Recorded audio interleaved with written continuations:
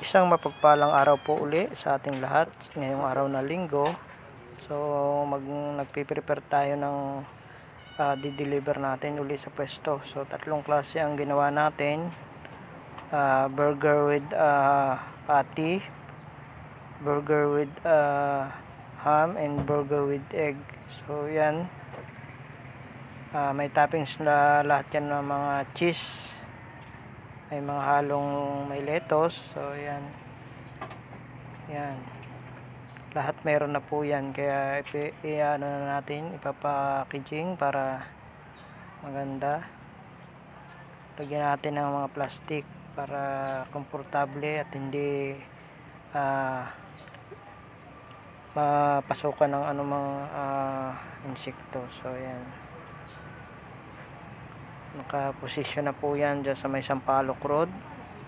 Pwede nyo po silang puntahan at magmerienda doon. Napakadami nilang merienda. So thank you for watching, guys.